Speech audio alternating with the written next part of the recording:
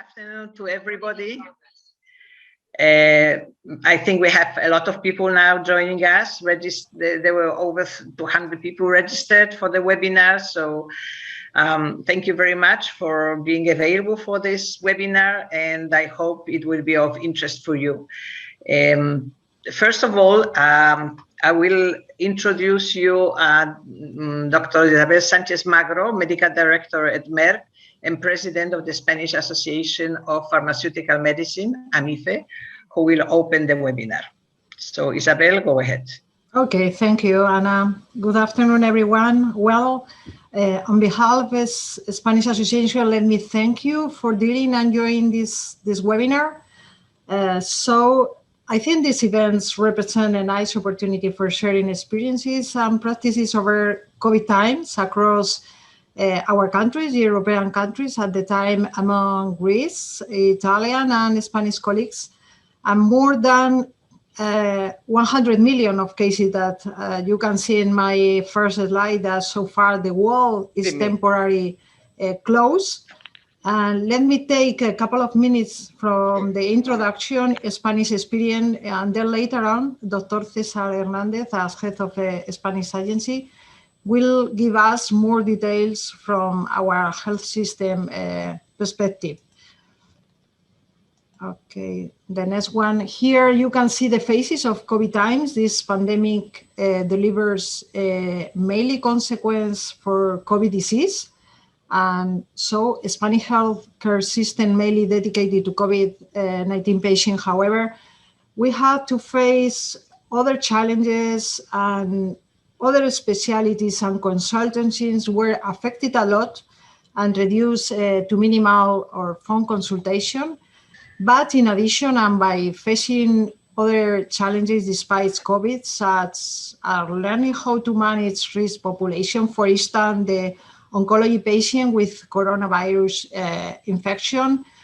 And then in the recovery, the hospital, the specialists recover delay consultation gradually back to physical and medical affairs. Our medical department was set up in record time, I can say, and I can see that the digital strategy in order to ensure the medical information and other activities, scientific support, and a great amount of congresses are postponed, and we had to rise to the challenge, continue giving the support to the professional in terms of scientific support, medical information, and in particular, to ensure that the high quality and continuity of clinical studies. I think that the Dr. Hernandez will give us more details, and we need to be aware of any study related to COVID was a priority, for sure.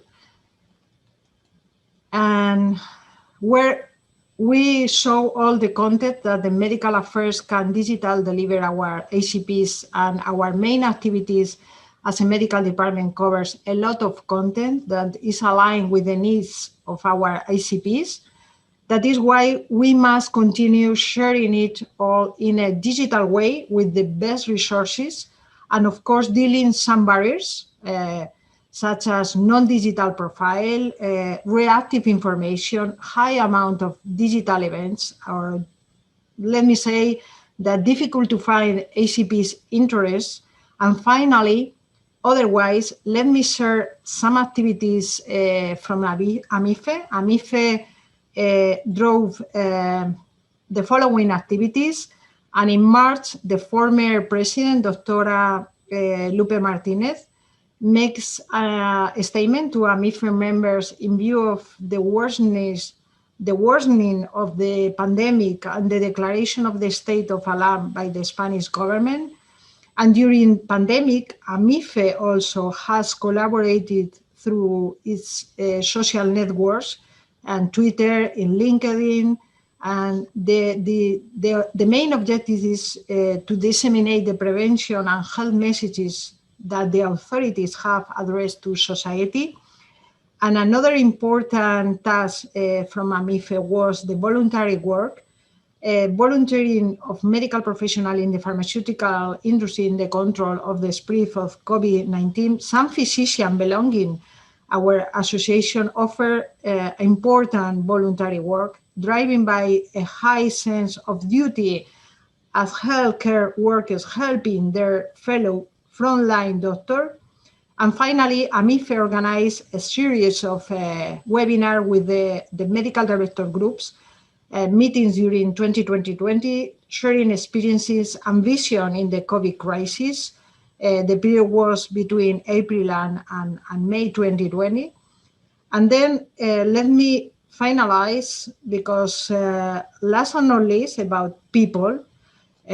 People was important. It was incredible people commitment in our teams, in our companies, going beyond our personal objective, not only our performance targets, but also purpose for patient working from home people, going an extra mile in each every day despite COVID-19 setting.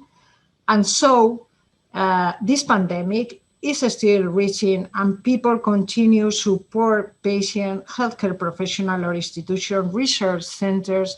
And let me to finalize with this sentence: in every possible way that we can.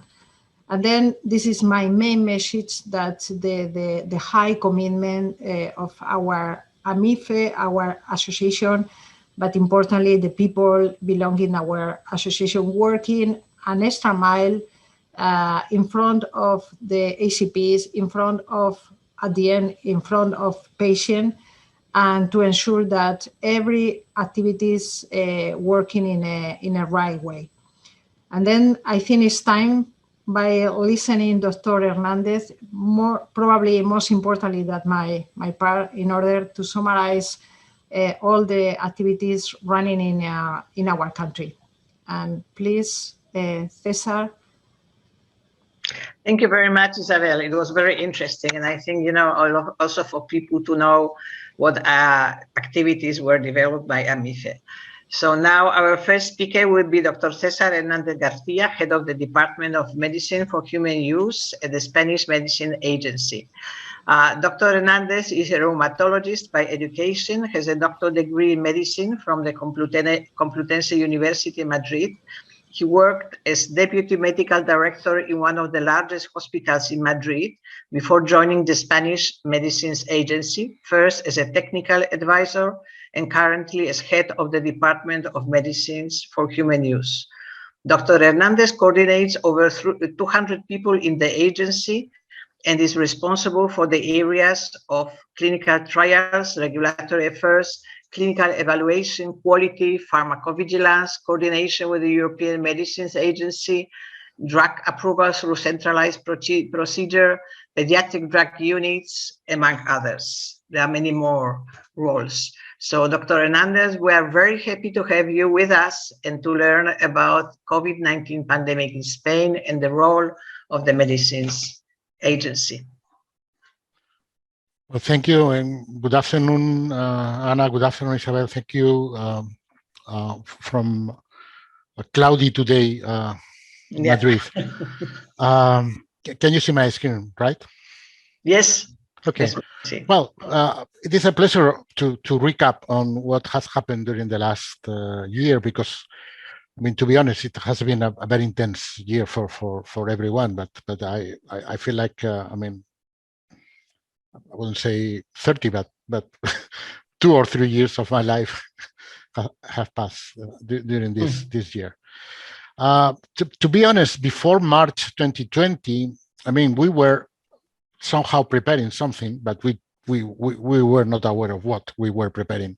There were some concerns about supply chains and the availability of medicines coming from China, for example, because, and there were some preparedness on by building some stock for some medicines. I mean, in the very beginning, I think it was 20th or something like that of January 2020, when we received for the first time a request from a hospital in Spain asking for remdesivir, and we had no, as we know, we don't know what was actually what happened, but then we have no any case diagnosed with COVID-19. I don't think the disease was named at that time, even COVID-19, but we were preparing that stock in a number that were very far from what in the end we have used. And I remember that we had the first international meetings on preparedness and on vaccines, for example, with the International Coalition of Medicines Regulators of the WHO, just to speak in somehow in a theoretical point of view. I remember quite well that the 19th of February, it was my last travel. I mean, I used to travel several times per week, and it was exhausting. But I had my last travel the 19th of February 2020, and since then something. I mean, you had the idea. The first lockdown in Spain was the 14th of March, but from late February you start realizing that something went wrong. And I mean, very close to the agency, and when I drove in the way to my home one evening, I saw this store called Plaza China, and this was the Monday. Well, it was a Monday, and I think that was the 2nd of March. And I saw that in the door there was something saying Plaza China is closed for vacation during the entire March. And I went to my home, but I called my boss to say something is wrong, because this China people in the corner of our street are, I mean, closing definitely. I mean, it was 2 weeks before our lockdown. And suddenly our world changed dramatically. So there were no people working in the agency. Everyone was working at home. We were a small staff of people coming to the agency every day, but the parking was empty, and we have a bunker where we work all together with a lot of teleconferences. So we need to change in almost 1 week to completely the way we work it. And you can see those papers saying the different doses of the cisatracurium. I mean, because I will mention this later, but we calculated what we need every day to be able to supply the hospitals with the amount needed to maintain the people from one day to the other day. And we have this motto, Salvamos Vidas, is we save lives. And I think it was very inspiring. I mean, I don't know, I think it was my boss who wrote that and put that in the room where we had the meetings. But it was very inspiring, because during maybe 6 weeks that were very, very, very hard in the beginning, that was the link that with the real world that make us work almost all the hours of the day to be able to do what? I mean, because our challenges were, we need to secure the supply of medicines that were needed, and especially, I mean, especially the intensive care unit medicines. We need also to facilitate the options for treatment and for prevention. So we need to start working on the different treatments that we have already available, the treatments that we may have to import, the treatments that we have to develop. But it was the second challenge, and also very important. We need to solve very challenging operative barriers, both internal and external. I mean, we for sure we are an agency that where teleworking was possible at some time, but for the very first time we were working all in our houses. We need to provide, for example, access to the IT systems to everyone, so the general the daily work could be done in a very difficult environment. And also the requisites were very challenging, because I mean, what was needed out of the agency, we need to provide timely responses to timely actions to to what the people request, and this is in a very changing environment, because as I will mention, we receive it every day, different news, maybe conflicting views of different people saying what we need to do is whatever, and so on. So we need to to work very closely with all the stakeholders, and I have to say that without the contribution of each and any of the stakeholders, started with the healthcare professional, the hospitals, for sure the industry, and everyone, it would have been very difficult to solve that situation. And we need also to integrate our work with many other competent authorities at the national and international level, notably the public health authorities and many people that had to take decisions at the regional level, for example, at the hospitals level. So we need to do that in a very demanding environment. Okay, to secure the supply and access to medicines that were needed at that time, what we implemented was sales control, stock controls, and a system to have the forecast on product release. And we did that by implementing a legal obligation for the industry for some products to declare every day what they have delivered, what they plan to deliver in the coming days, and what they plan to deliver in the coming weeks. We work closely with the industry to adapt the production and the distribution processes to the needs. What we at a certain point start to do was to cross the information that we receive of people admitted to the intensive care unit. So especially there was the most challenging medicines at that time, Cisatracurium and so on, and we cross that information with the availability of the medicines that we have. At a certain point, what we did de facto was an intervention of the industry, because we call the companies and we say, okay, we need to produce you only these medicines in this special format. So we don't want, small formats. We want big formats, for example, and all your capacity should be devoted for producing, for example, Cisatracurium. Even in a very challenging situation, we went to the markets to buy own cells the API for some of these medicines, and we have daily contacts with for sure healthcare professionals, scientific societies, and hospital and regional managers of the national health system to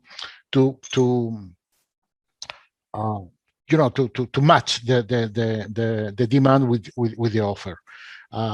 It was very difficult at a certain point, because especially the commercial people in the companies that didn't want to change their customers, and it was very tough. But we decided not to give any opportunity, and we sent every day early in the morning to each and any of the manufacturers the quantities that they need to deliver for that day in the regions, and where the authorities in the regions who distributed that. And it was important. I mean, I'm the head of the Department of Medicines for Human Use, but this is not only for medicines and not only for COVID, because we also needed to maintain the supply of other medicines. This is the IT tool that we use. This is for Cisatracurium. We have the everyday. At the end of the day, the companies upload the situation they have, and we have the sales, the stock, and the forecasting for the product. So with this instrument, we take decisions on a daily basis, and we took decisions in a very changing landscape. This is for example, the 18th of March, it was published the first trial on severe COVID-19 with lopinavir-ritonavir that in the end did not result what we would like to have, but also, and from a different complete source by WhatsApp, we received papers, for example, this unfortunate paper of hydroxychloroquine and azithromycin. What was important at that time is that this changing every day. I mean, the demand, for example, for hydroxychloroquine or lopinavir changing from day to day. This is so we'll comment later. We decide also to control the distribution of these medicines, and this is the pattern of medicines. For example, this look that the quantities are not the same but this is the number of packages of lopinavir, ritonavir that were delivered through our informatic system, the number of packages of hydroxychloroquine, and the number of packages of remdesivir early in the pandemic, and then from August onwards, when all the medicine was already approved. It was important. This is in Spanish. Sorry for that, but this was a short interview, because what was very difficult to say at that time is that what we needed was evidence, and to be honest, we had to send the messages that nobody that cannot access to for example hydroxychloroquine is losing any opportunity. That, to be honest, we didn't have at that time any idea of the utility of hydroxychloroquine, and even though the demand was very high. A lot of different information, many, but going to the what I have said, we control the distribution of medicines used for COVID to avoid. This was very important. I mean, at a certain point, people that regularly were taking hydroxychloroquine, for example, were at risk of having a shortage of the medicine. So we need to secure one stock for those people that were already on treatment with hydroxychloroquine. So we secure the supply to that people, and then offer the surplus of hydroxychloroquine that we have to the hospitals, incentivizing the evidence generation, incentivizing clinical trials, but sometimes just satisfying the demand by the healthcare professionals. We also provide at that time many scientific advice on clinical trials, as it was demanded. So this was done on a daily basis. We move people from other areas to the areas, for example, to the area of clinical trials. So we increased our capacity to deal with this demand that was mainly get through the innovation office. We had a rolling review process to authorize the clinical trials in close collaboration with the ethics committee, and we tried to incentivize the larger clinical trials. But to be honest, this was not always successful. I have to admit that this is one of the lessons learned of the pandemic. And we also have some lessons learned about the boundaries between the off-label use, the way we generate evidence, and the way we incorporate the evidence in the regulation.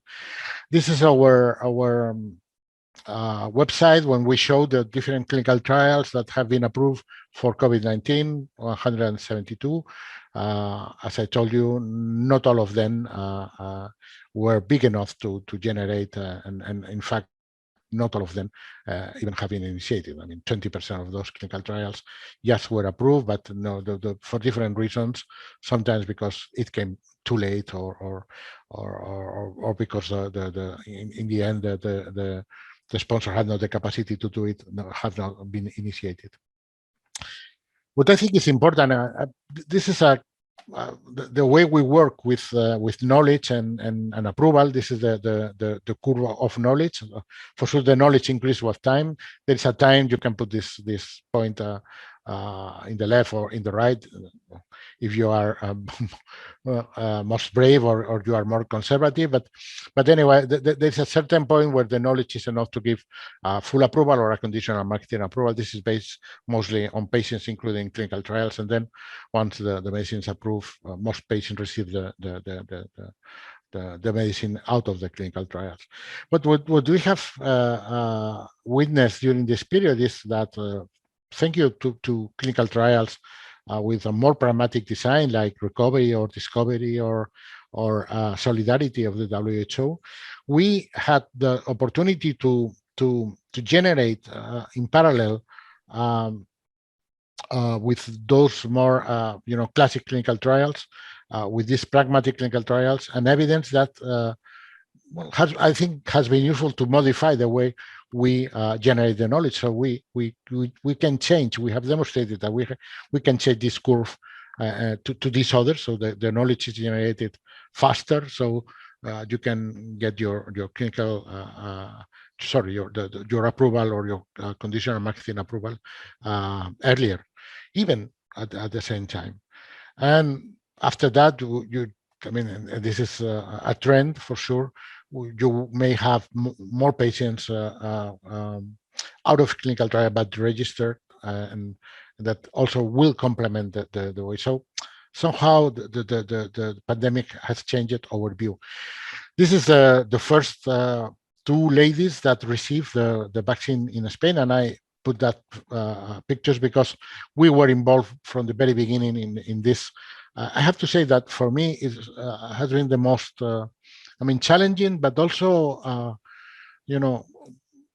I am very grateful to have had, from a personal point of view and a professional point of view, the opportunity to be involved in this pan-European strategy for having the vaccine. In the very beginning, as an agency, we tried to build with other countries, with other agencies, a common view on the vaccine. We tried to follow each and any of the projects that were in the landscape. And in the end, and I think we defined 5 objectives to support EI.E.F.I for vaccine, to facilitate clinical trials, and so on and so forth, for sure, and most important, to guarantee access. So, and in case we need it, so as soon as possible, because to be honest, we needed the vaccine very soon.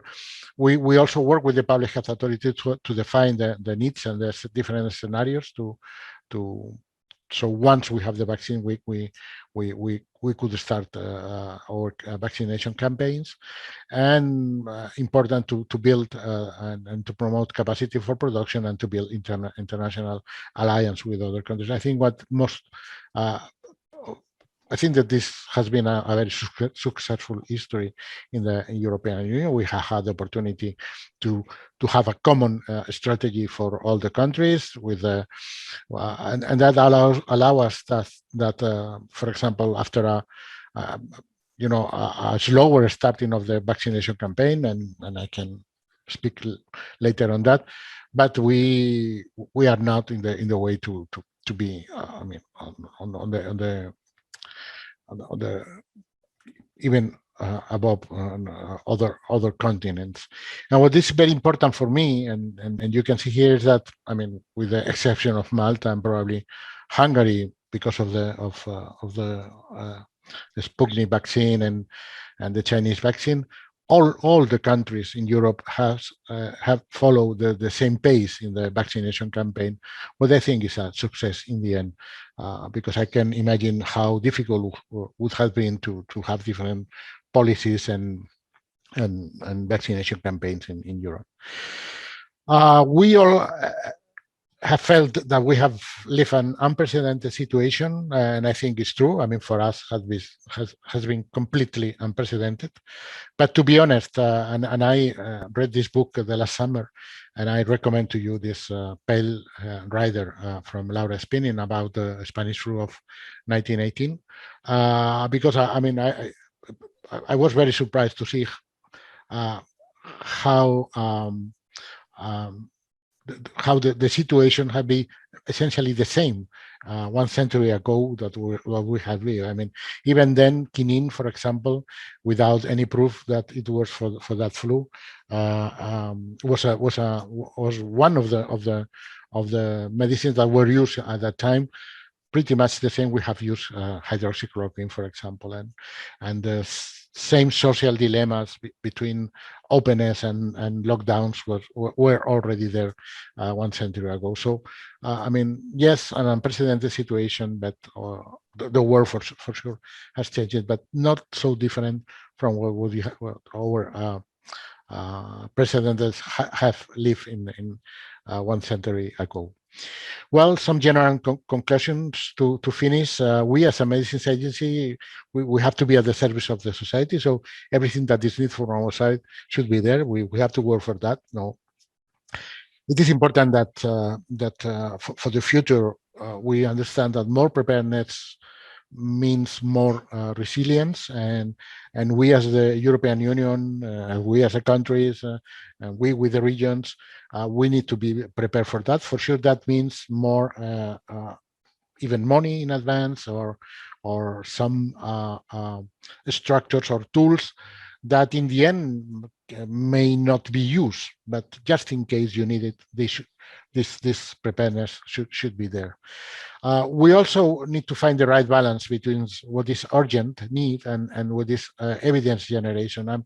I mean, the science and the publication of papers need some rhythm, and we don't. I mean, we cannot count the chickens before they hatch. I mean, it is important that we let the science have their own pace, because it is difficult to generate evidence. I mean, it is possible, as I mentioned, but you cannot have the evidence from one day to another. You cannot rely in a single series of 6 patients to change everything and to decide that everyone has to receive one treatment. We need to take the time to think about it, and we need also to close the circle between the research and the authorization.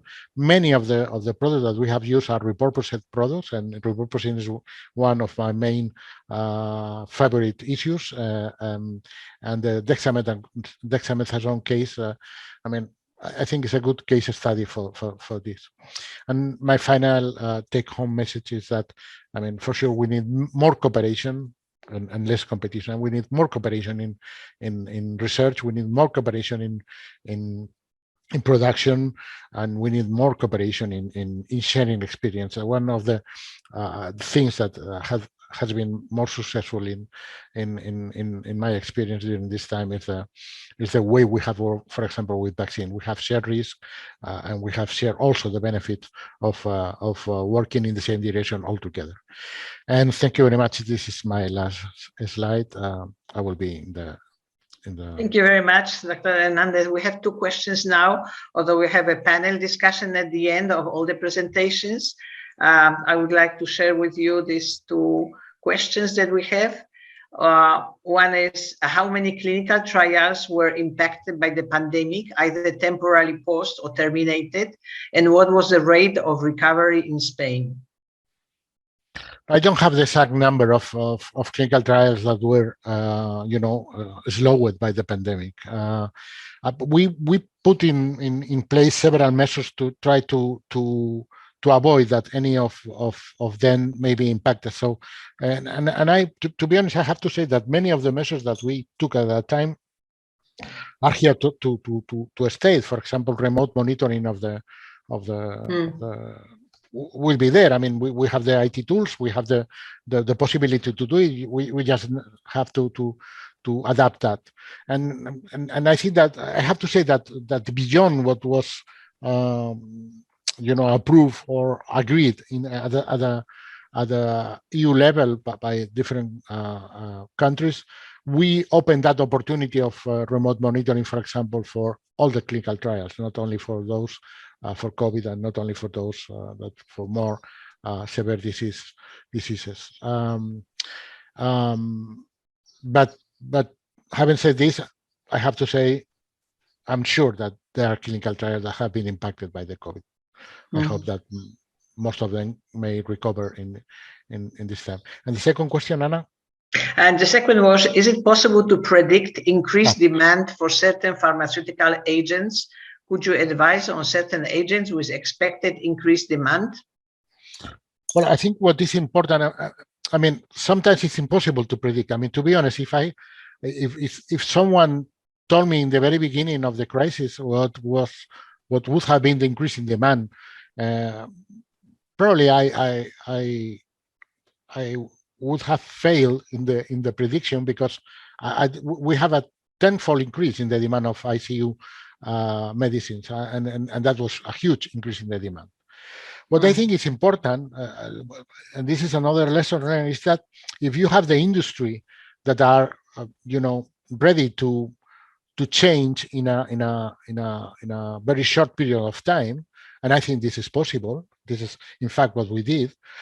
You only need to, for example, for the ICU,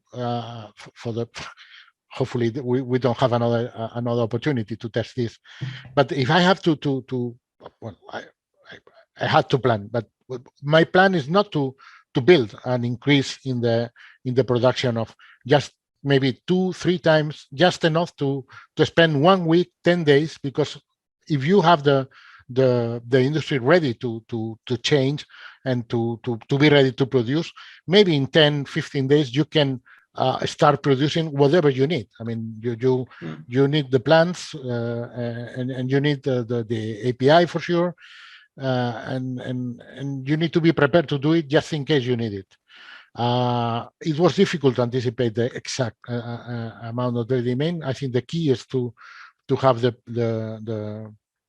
some extra product to be able to deal with a number of days, maybe 2-3-fold for 7-14 days, and then the capacity to increase the production capacity. I think this is the key from my point of view. Okay, thank you very much. Perhaps there will be more questions for the panel discussion. Now I will give floor to Nikos, who is my co-chair or main chair of the session, so he can introduce his speakers. So go ahead. So much. Thank you so much, Anna. I think co-chair sounds better. So thank you. The other one has lots of responsibilities. So thank you very much. Good morning, everybody. Good afternoon to everyone. So I'm happy to introduce our next speaker, Marie-Georges Besse. I hope I pronounce your name close rightly. So Marie-Georges was born in Paris. She graduated in biology at the University of Marseille and started her professional career in the field of applied research in immunodiagnostics at Sanofi in France.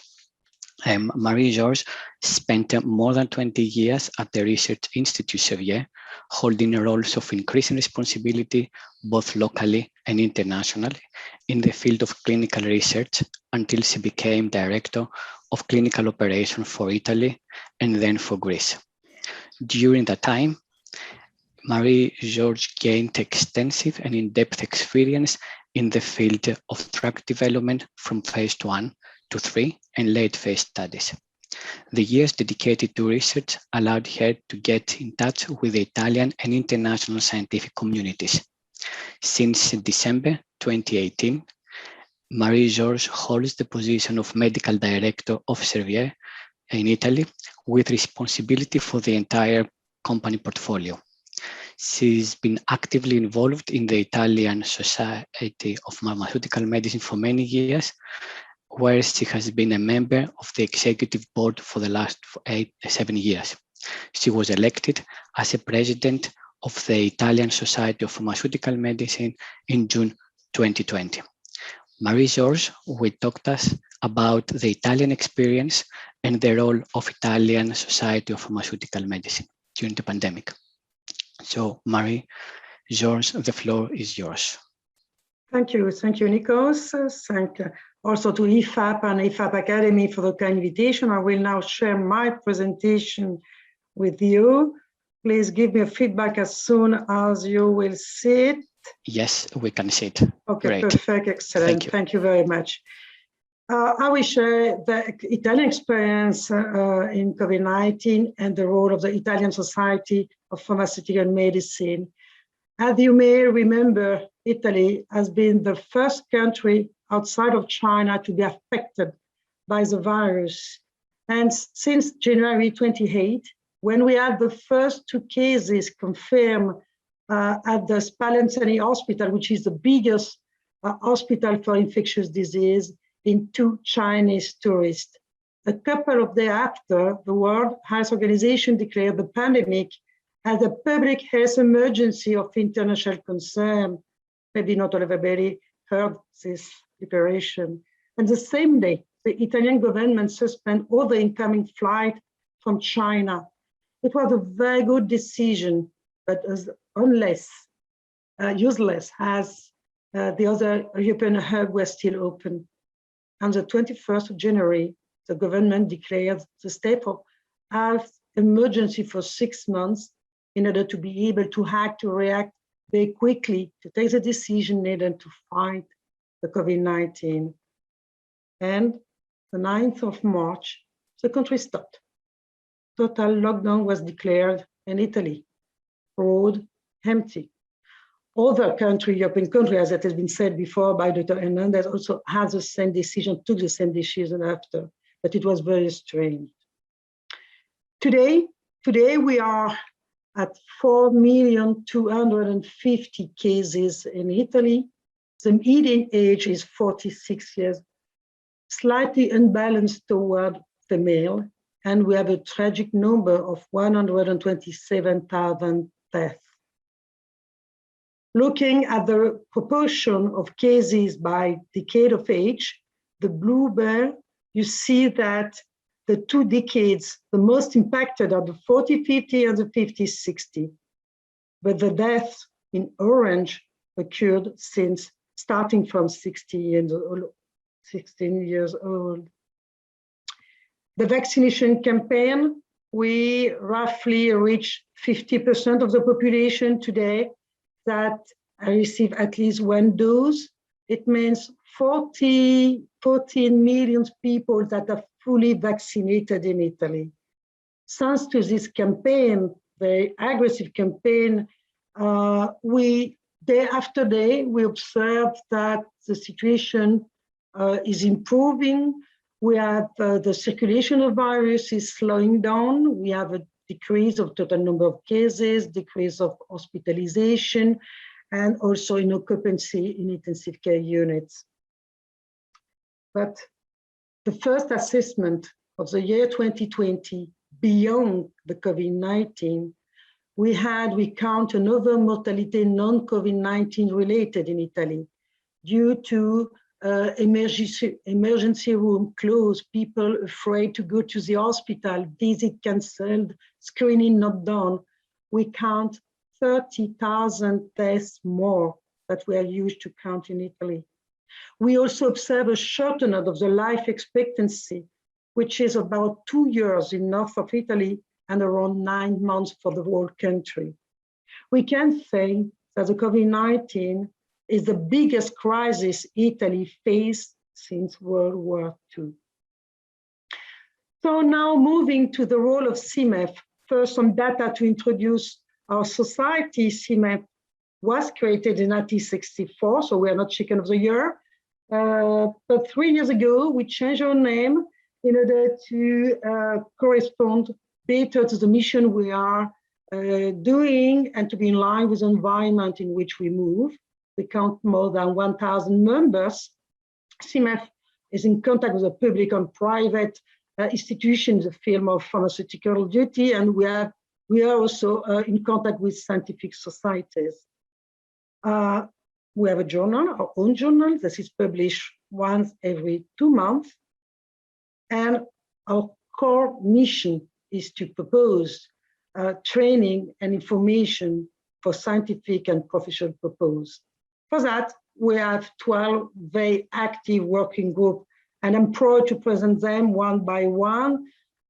Medical device, clinical research, medical affairs, legal affairs, institutional affairs, pharmacovigilance, quality assurance, young people, which is our nursery, real-world evidence, patient partnership, market access, biostatistics, and food supplements. At the beginning of the pandemic, SIMeF was at the last step of the organization of joint conference EI.E.F.I and SIMeF that should have been held in Rome from the 25th to the 27th of March. And it has been for Kyoko and Marco, which were the former president, respectively, of EI.E.F.I and SIMeF. It was very difficult for them to decide what to do, because at the time it was not clear it was only an Italian problem or much more than that. And at the beginning of March, they decided to postpone the conference.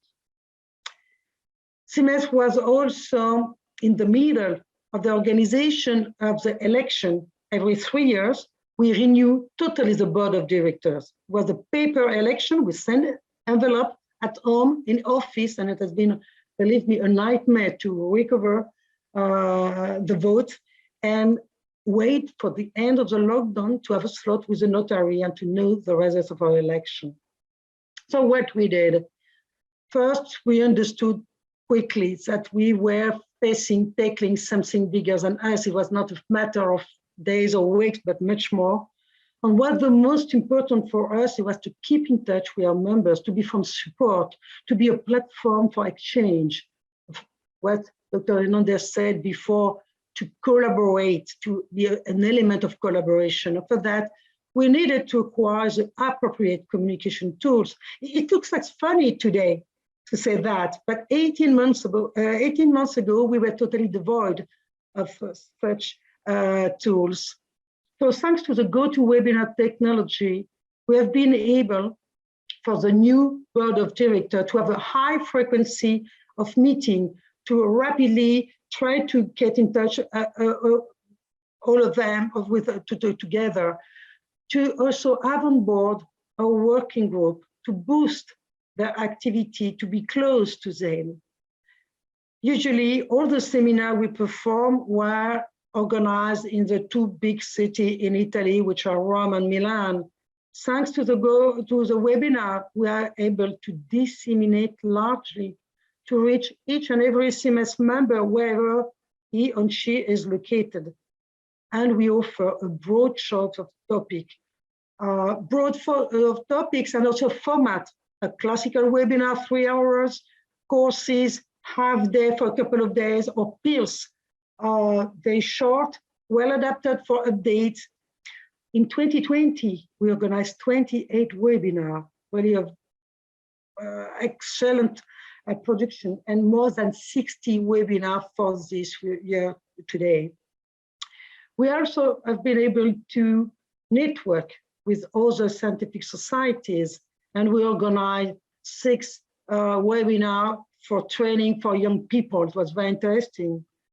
We also open debate with academic world, so collaborative group, very interesting, in hematology, oncology, and pediatrician group. We reinforce our capacity to involve institutions. We already have a knowledge to work with our institution, but in this unprecedented period of time, we have been able to reinforce them, and it was very interesting. I would like to share with you some example of the shared experience that the Clinical Research and Medical Affairs Working Group did in this period of time. It organized 4 webinars. In all webinars, 500 people were connected. It gives you the idea how much it was necessary to share experience, to share information, how to deal with clinical trial in this emergency COVID, how to manage IMP and source data verification, what is the right balance between privacy, GDPR, research, and health. We wrote a programmatic document on how to improve clinical trial in Italy, because during this period of time, the Italian agency accepted extraordinary rules, and we wanted to propose to maintain, to keep, after the pandemic, these rules in the new normal life. And this programmatic document then had been converted in a publication, and also remote visit and digital tools. At the same time, also Quality Assurance Working Group provided a webinar for GLP, GCP, and for GCPs invited representative of the inspectorate body from the Italian agency to answer our question, to give their point of view, how they wanted us to deal with the clinical trial. It was very, very interesting and full of information on how to proceed. Biostatistician Working Group presented several models of epidemiologic models of how COVID-19 was spreading on the country. They share also the European survey from Eurofound about living and working with COVID-19. And pharmacovigilance have a business continuity pharmacovigilance lesson learned when we, from one day to the other one, we closed everything and we were everybody at home. So a lot of information we share with members and outside of members of the SIMeF. We changed a lot of things in this period of time. We changed the board of directors, we changed the offer, the format of the offer, and we wanted to perform, we performed a large survey among the members to understand if what they wanted and if they were happy with what we are doing. It was a 20 item. I will share with you only 2 of them. Do you consider the training package proposed by SIMeF satisfying? 90% say yes. How do you rate the use of webinar and peers? And from satisfied to very satisfied, more than 90% say yes. What is beyond 2021? Much more webinar? No, for sure, no. Now we, how to say that? Nobody wanted, obviously, the pandemic. And I cross my fingers that it will be very soon behind us. But we have also to consider that the pandemic acts as an accelerator for the transformation of SIMeF that started 3 years ago. We have been empowered, we have been reinforced because we enhanced the governance of our communication, also of the functioning of our working group, because during this time of each month to be together, we have with them a format of a presentation. They have been used to have a 6 months planification of the activity, to find sponsor for their webinar. We have a disruptive and permanent entry of the digital in of life, but also in the SIMeF Life, our journal that since last year was existing in paper and digital version is now only digital. We have interviews that are linked to the journal, very interesting one. Social media, we were till last year, sometimes on LinkedIn or Facebook. Now is a systematic, we have a communication plan on these 2 social. We add also Twitter and Instagram. This kind of communication tools increase the visibility of SIMeF. Comparing February 2020 to May 2021, we gained 10 points of visibility and interest in LinkedIn. But much more important is a reputation that has been increased thanks to the quantity and the quality of the training we propose to our members and institutions. Some ask us to become educational partner, and we are very proud of that. We wanted also to continue to carry out survey to be closer to our members. Our members have a big voice every 3 years with the election, but it's also important in the meantime to know if the orientation of the board is the right one, to be have confirmation, if the members are understanding what we wanted to do. So it is a very important tool we wanted also to keep in the future. What will we do for our seminar?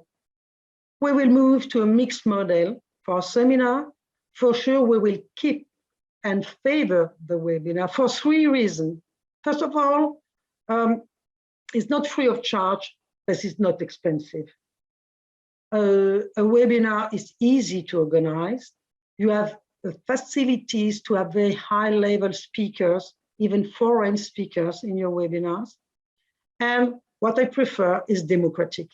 Everybody can connect wherever he or she is, and this is very important, mainly for young people.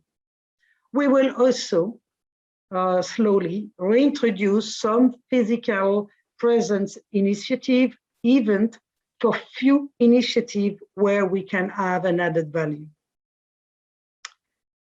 I will finish on this picture. I think everybody knows. This figure appeared at the beginning of the pandemic last year. The motto is "Andrà tutto bene," everything will be fine. We had in Italy very hard days, but with courage energy, a good amount of resilience we are coming through. All this quality, SIMeF put them in place in this period of time. Thank you very much. Thank you very much, Marie-Georges, for such an excellent presentation, and also for sharing with us your experience and your excellent achievements. I'm just checking to see if we've got any questions on the Q&A session or on the chat box. It doesn't look so, but I do have some questions, but if I may, I could keep them for the panel discussion, if that's okay with you, because we're a bit ahead of time, if that's okay with our schedule. Would that be okay? Anna, Okay. What do you think? Yeah, Marie-Georges? Yeah, great. Thank you so much. Thank you. Thank you. And next, I would like to introduce our last speaker for today. So I'm honored to introduce Dr. Barbara Baruchu. Barbara is a licensed physician certified in internal medicine. She studied in Greece, Sweden, and France, and worked as a hospital physician and clinical investigator in Greece. She has also extensive experience as a pharmaceutical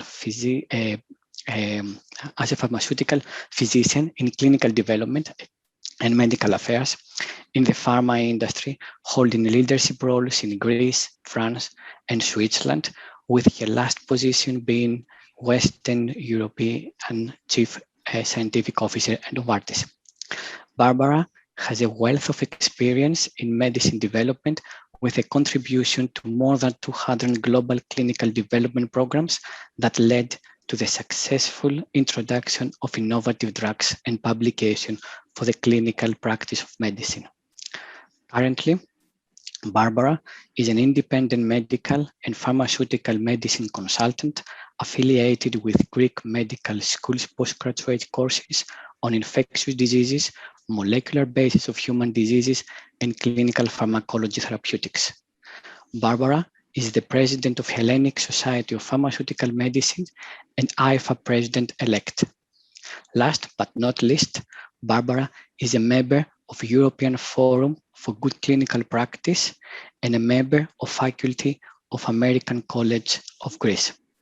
Today, Barbara will talk to us about research, pharmacoepidemiology, and pharmacovigilance response to the COVID-19 pandemic in Greece.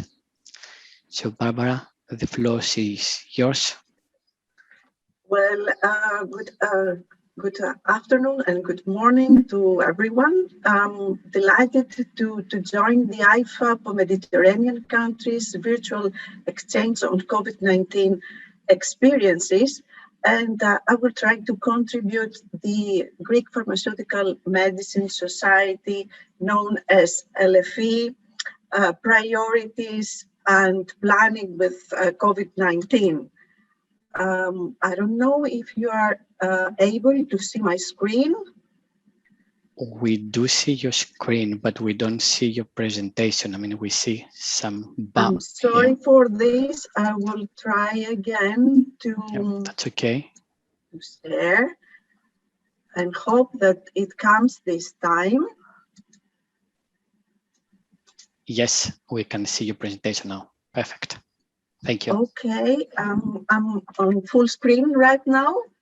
Please confirm. You are indeed. Yes, thank you. Okay, thank you very much. And indeed, the purpose of my today's presentation is to share the priorities around COVID-19.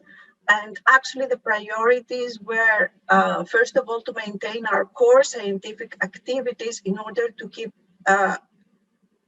engaged with our members and stakeholders. And apparently, after this, it was, of course, to keep having rapid and robust opinions and recommendations to support our members, and also to discuss with our stakeholders.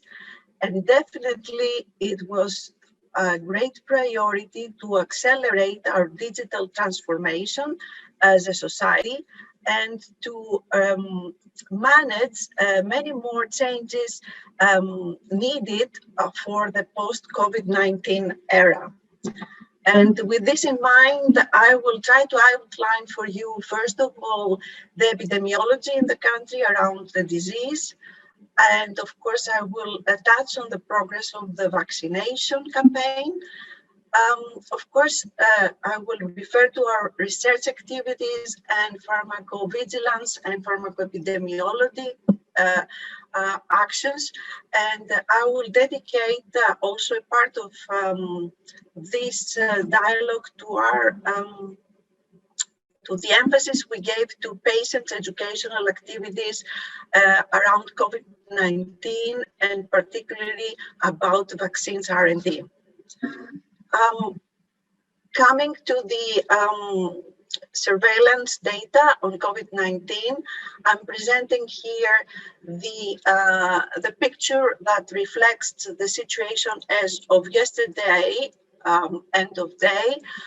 In the country, the confirmed number of COVID-19 cases were 417,000 patients infected, and the toll of death is around 12,500 patients almost. And as you can see, we had a negligible wave 1 of COVID-19 between February to April last year. And then we had some nice quiet months, May, June, till almost end of July. And then by middle August and then September, October, the second wave appeared that was, of course, very prominent. And this second wave preceded, recessed around Christmas time. And beginning of 2021, the more morbid and serious third wave took place. And actually now this is receding. We have a very low number of cases, around 500 cases per day lately. And the toll of death pace, of course, followed the curve of cases. Apparently, mortality was very low during the 2020 first wave, peaked to the second wave, and then the third wave was characterized by less deaths in comparison to the second wave, and for sure now we see less deaths, and yesterday's number was only 13 deaths. We hope that soon we will have no deaths anymore, given that the vaccination program is intensively ongoing. The epidemiological picture in terms of number of cases per 1,000, per 100,000 of population, it is reflected here for the whole of Europe. Greece down here seems to have some work to do to improve and get less than a 3-digit number of cases per day. And we hope that this will happen in the next few weeks. As I mentioned before, vaccination program is really ongoing. Our program and campaign is called Eleftheria, which means freedom. It's a fully digitalized program with appointments, SMS notifications, and e-vaccination certificates. So far, 3 million Greeks have taken 2 doses of the vaccine. They are fully vaccinated. And 4 million have taken 1 dose, and in total we have a little bit more than 7 million of people being vaccinated with at least one dose. At the moment, we have a coverage around 52% of the population vaccinated, and about 30% of the population fully vaccinated. The uptake per age group is, I would say, satisfactory. It could be even more better. We have the age group above 60 years of age that are ranging between 68 to 76% of coverage of this population. And we have the younger populations below 60s that are at lower averages per age group. And this is explained because the vaccination possibility opened up quite later for the younger populations, and namely for the population above 18 opened just only this week. So the expectation is that by July, we will be somewhere close to 60% of total population immunized, and by end of August, it is hoped to have reached the 80% of the country population immunized, and we feel that at that level we will have sort of herd immunity established in the country. Now, moving gears to what we did as LFE, I will start off by mainly our research-focused activities that were initiated last year. And the first action we took was to release a position paper statement during March of last year, where we focused on the needs of at the time, safety of trial participants and site staff, prevention measures, and continuing activities as far as benefit was higher than risk, maintaining, of course, compliance with GCP, minimizing risks to trials integrity, preserving time and resources for enrolled and completed participants, and discussing all aspects around pharmacovigilance. In April 2020, we established a clinical research forum with all our stakeholders, meaning National Organization of Medicines, National Ethics Committees, clinical investigators, study sites, clinical operations sponsors, and CROs. And through a Pigeon platform we created, we were collecting questions and challenges on real time, and we were addressing these challenges and questions with the relevant stakeholders, and we offer to our members and friends and community the needed responses.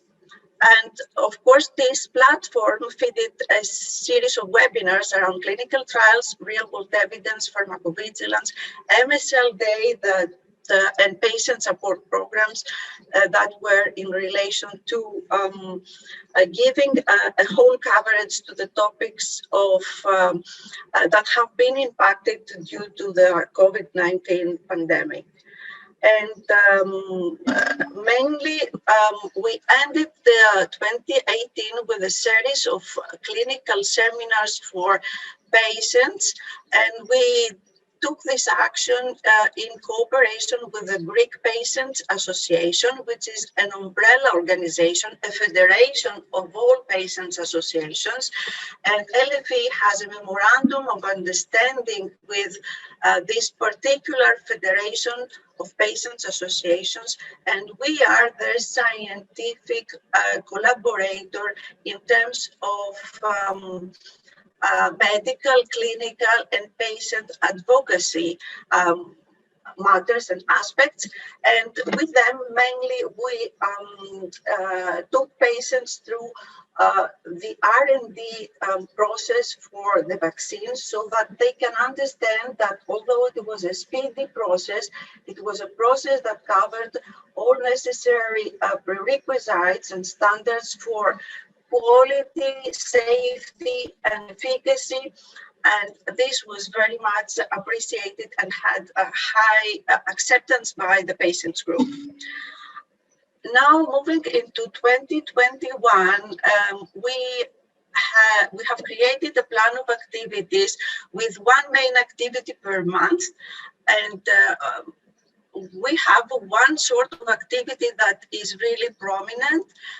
It is the Clinical Research and Clinical Trials Innovation Forum, which is happening every other month, and we have a total of 6 meetings on this particular topic. The other topics are related to pharmacovigilance and to health technology assessment, and also to regulatory and legal aspects, plus patient support programs. And we will be able to see some of important elements going through these events. I would like also to highlight that during January and February, we had 2 meetings with Oncology Patients Association named EI.E.F.I, and we did this meeting with this particular association, which is very active, because there was a survey in 2019 where we noticed that 52% of the patients in the general population are willing to participate in clinical trials. 56% of the group of this general population had concerns on safety, and 30% of them desired to know more about clinical trials, and 93% felt that they should be involved in the study design. And for this reason, we took 2 meetings to explain thoroughly the preclinical and clinical phase and the post-approval phases and manufacturing and safety monitoring, as well to cover the possibilities patients have to enter a feedback process along drug development. In February, we co-organized with the National Medicine Agency and particularly the Department of Pharmaceutical Studies and Research an event on COVID-19 vaccines safety aspects and pharmacovigilance. And we familiarized our audience with the particularities of adverse events following immunization in the context of COVID-19, according, of course, to EMA guidelines. And we exhaustively discussed all the elements around quality of vaccines, toxicity studies, user vigilance possibilities, the extension of phase 3 trials, plus all the standard means for safety monitoring in the post-marketing environment. And we also discussed a lot the available literature data on adverse events of vaccines at the end of February, but mainly related with the 3 first vaccines, Pfizer, Moderna, and AstraZeneca vaccine.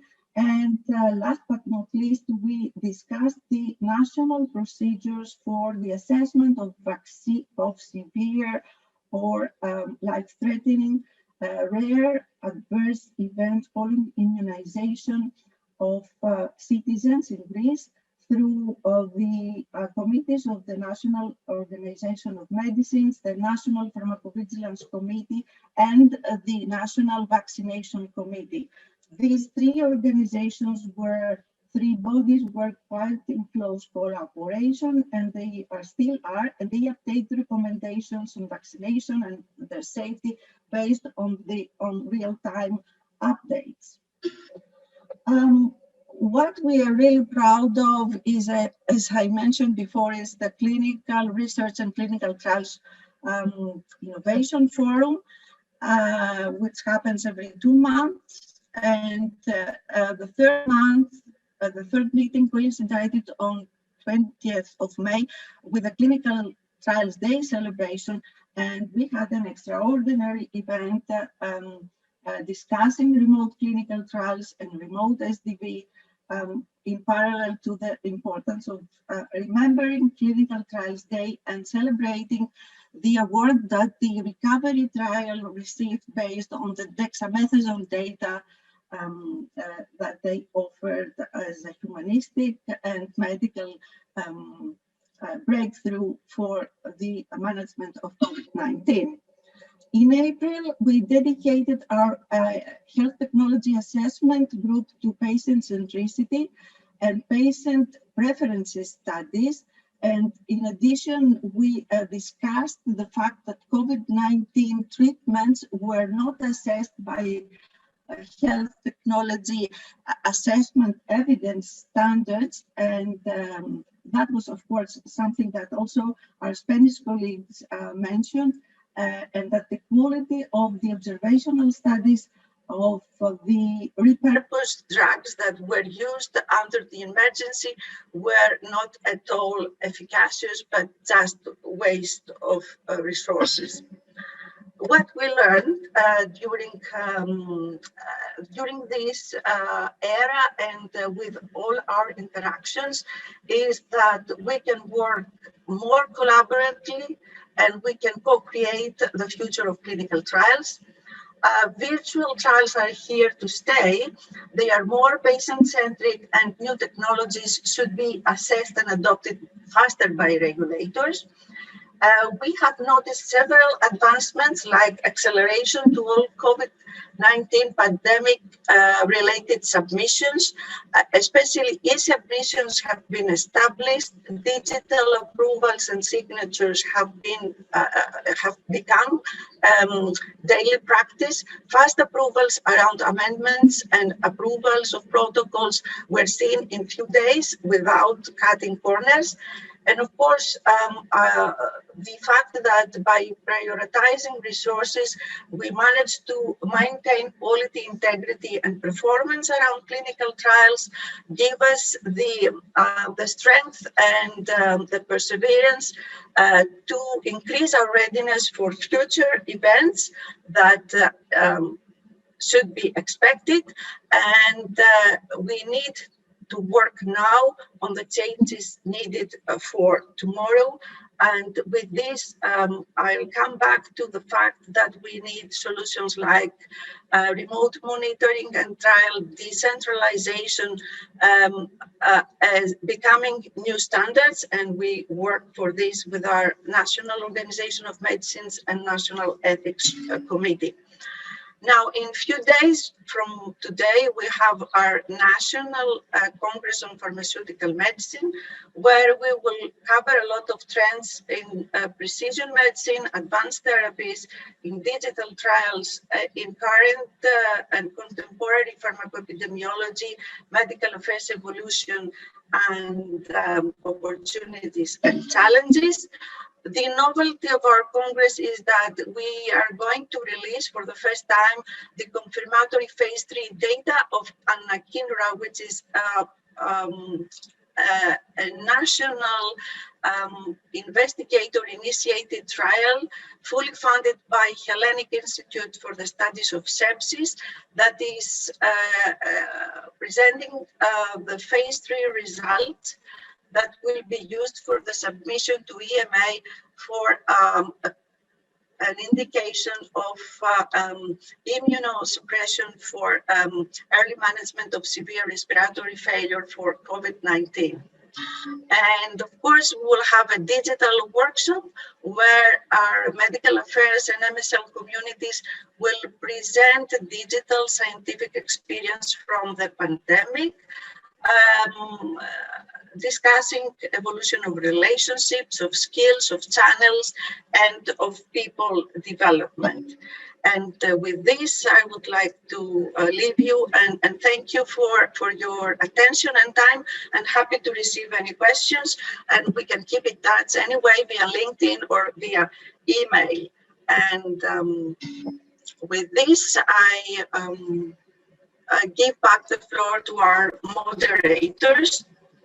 Thank you so much. Very much. Thank you very much, Barbara. Thank you so much for the excellent presentation and also for presenting us the excellent achievement during this difficult situation that all countries experienced. So for the sake of time... There was one question for Dr. Hernandez, which we did not ask before. If we can ask it now, it's please, what is the plan for further if something, I suppose he wanted to say future, if something like this happen again? What is the plan for the future if something like this happen again? Well, I hope that we have learned from this experience. I think that most of the activities at the European level are directed towards the creation of this HERA and the HERA incubator in order to share the preparedness activities among all the member states. At the national level, I have to say that further to be involved or fully involved in these activities at the European level, what we have created is a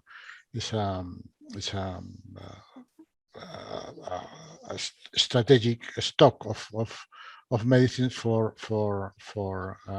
ICU, and we are working also in the probably you are aware that within the pharmaceutical strategy of the European Commission, we are also discussing with all the stakeholders the definition of the critical medicines and how to ensure that the measures in place are so we, as the European Union, are more resilient to any of these crises. So I think, as I have said in my last conclusion, I think that we need more cooperation among us and less competition. So we work together and we hopefully avoid any situation like the one we have lived during this year. Thank you very much, Dr. Hernandez. I have another question. It was my own question. I know that in Spain we are developing a new COVID-19 vaccine. Can you tell us anything about the progress? I think it is almost to be ready by the end of this year, or do you think it will still take some time to get it on the market?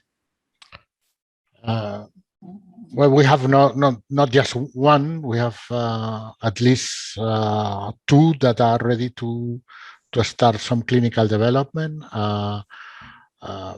There are many others at the European level and all around the world that may be in the same situation.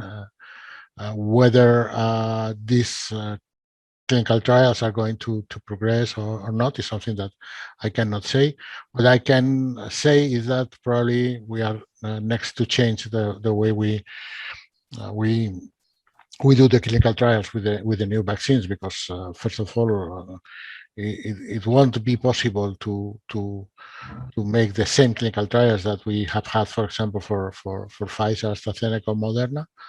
And on the other hand, probably it will be non-ethical to use, once we have availability of other alternatives, to use vaccines that have not been proved. So we need to change the way we develop the vaccines.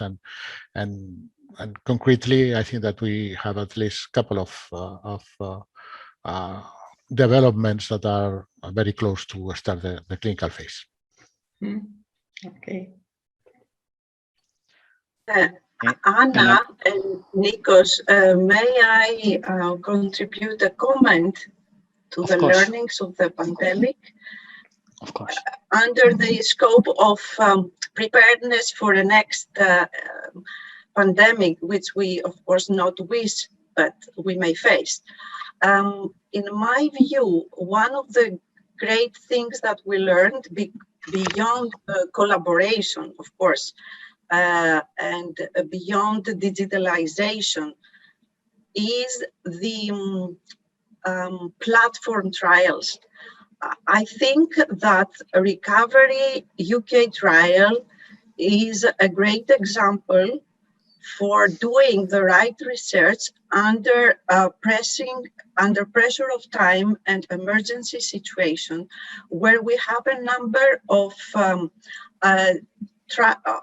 tested treatments compared, under a simple endpoint and with a robust methodology that is going to give us quickly the results that are having the gravity to help the patients and avoid all the low quality studies we have we were encountered with hydrochloroquine, with colchicine, and so many antibiotics. I don't know, how do you feel, Dr. Hernandez, about this, given that you have a regulatory hat on top of a medical hat? I fully agree with you. I mean, in fact, because a casualty, but I was also part of the Solidarity clinical trial. So I've been involved in this pragmatic designs and analysis. As I mentioned, I think it's a very good opportunity, even a lesson learned for not for crisis like this, but also for the daily life to complement the way we generate maybe more solid evidence on more classic clinical trials, but also to in parallel, but at the same time, take advantage to give our patients with unmet medical needs the opportunity to access to treatments that potentially may benefit them, while we generate knowledge that is very useful to take the next decisions on the medicines. I think that it's important that we close this circle, that we make possible that with the collaboration of everybody, but notably with the collaboration of the clinicians and the academia, we test almost in real life this new developments or this new uses of all products, it is very important to generate evidence as fast as possible, and then discard those that are not useful, and to look at new possibilities if you need it. So I think that I agree with you. It's one of the lessons learned of this experience. Because if I can, I will to reinforce that exactly it's the same position that the Italian agency had, that at the end they promote the fact that they do not want to have any more new study proposed, small studies that are non-conclusive, are not ethical at the end of the day. And they have difficulty to finish the study because in the region of Italy, they do not have any more patients. So stronger study, one endpoint, very pragmatic, as people from the UK show us in this period of time, and to have a conclusion that you can add in the practice after that. Because what is important is good to have science, but it's good to have answer, a quick answer on the right answer. It is, I think, the best lesson we learn is this time. If I may complement this, I also know very, very well the situation, because we discussed in the very beginning with our Italian colleagues the situation. But I think that from this point of view, because we try to, we try to promote the collaboration between the different groups. In the end, if they don't want to collaborate, it was very difficult for us to say, okay, I'm not going to approve your clinical trial just because you don't collaborate with this other group. So, and in the very beginning, I remember many conversations with clinicians, encouraging them to participate in solidarity or discovery or any of these clinical trials. And unfortunately, I don't know why. I can imagine why. I have worked in a hospital for many years, but it was not easy to convince everyone that this is. But then what I think is important is, if you create at the European level or the national level the platforms or the structures that are willing to take on these clinical trials, it will be easier. We for example, for vaccines, and I think it's a very good example. We now have this pan-European Vaccelerate platform in order to perform clinical trials on mix and match and and the time distance between the first and the second dose, the pediatrics clinical trials. So I think that it is important that we organize this platform, these networks in advance. So once we have the crisis situation, you are ready to use it and because to start from the beginning at that time, I mean, for us was very difficult and not always successful. Yes. Great. There are a couple of questions on the chat box. I don't know, Anna, shall I try to? Yeah, well, in fact, there is one is from Australia. My question is, assume the vaccine will solve the problems. Are the groups refusing to take vaccine? If so, how this will be managed? I don't know who will answer. I can start by sharing the Greek experience, where we've seen at the beginning a great willingness for people to vaccinate until the moment the AstraZeneca vaccine complexities around communication, doses, and age ranges appeared. And this incident confused people, and the ones that were willing to be vaccinated, they hesitated and they preferred things to be somehow clear-cut, and they delayed their vaccinations by trying to get one of the mRNA vaccines. And this situation is creating somehow disparities even within the same country, not to mention disparities in the world, as we understand, and disparities by age groups. And I think the great flow of scientific information and discussion around these topics have created some sort of confusion, because people were not expecting science to change views every now and then. They were used to hear something and this to be quite concrete. This is one aspect, of course, that complicated and created even more hesitations for people to do one vaccine or the other vaccine. And there are other groups that are quite different from this one. So I cannot say for sure why some groups are not willing to be vaccinated, but just this comment around how communication and campaigns can impact people desire to be vaccinated. For Italy, we are not the country where the Novax has a more powerful, and we are lucky for that. There is some question about what to do with a teenager. He should be vaccinated or not. What is strange in this society in which we are living today is that everybody have an opinion, his own opinion, without sometimes a background, maybe to be sure to have the right opinion for the vaccine. But we think that the campaign is going well. It is followed by the people, and today the people 30 years already are waiting behind the door to when we are opening the vaccination for them. So I think that we have not a major problem, but there is always everywhere some groups that have strong belief again the vaccine. We have to reach as soon as possible this 70% since today. The situation in Spain is pretty much the same. In Italy, we don't have a huge group of people with vaccine hesitancy.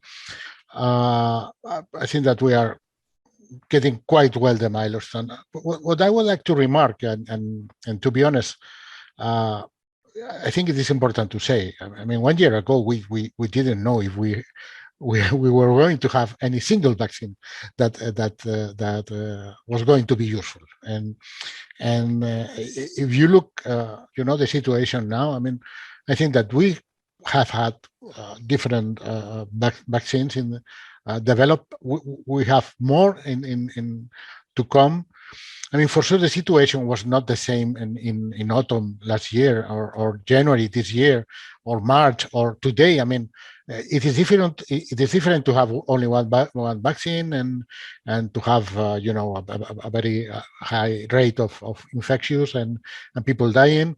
That the situation that we apparently are approaching this summer with a more calm situation in terms of epidemiology and so on and so forth. So it is not, I mean, surprising that we have had to adapt to almost on a daily basis to the new situation, because but this was not unexpected. I think I was in the very beginning discussions on how big the portfolio should be, if we should try to get mRNA or not, because there were some people that say we don't believe that the mRNA are the vaccines that we should bet right now. I mean, it is difficult to take the decision, but if you look 1 year ago, what were the expectations, and you look at the situation right now in our countries, I think that we have enough reasons to be satisfied. And for sure there has been communication problems, and because sometimes there are things that are very difficult to explain. I mean, we opted for different vaccines because we always thought that some of the vaccines, for example, may have production problems. I mean, if we have thought that from the very beginning, it was not surprising that at least one or two of the vaccines have had this problem. So it was in the assumptions. Fortunately, we had this wide portfolio, and we have had enough supply of other vaccines. So we have in this situation to reach these levels of vaccination.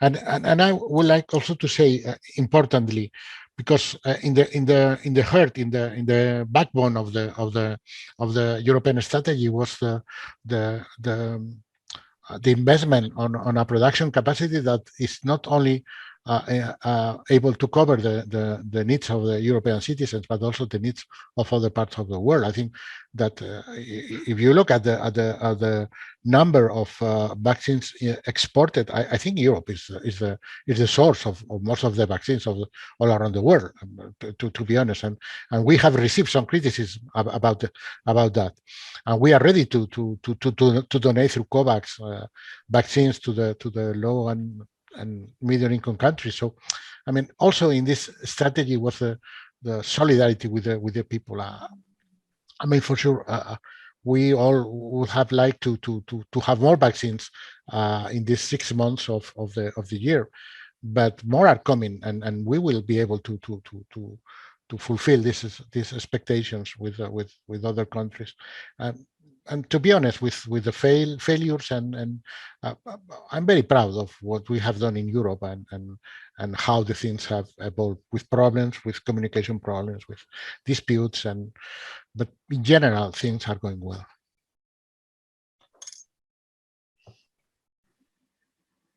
Thank you very much.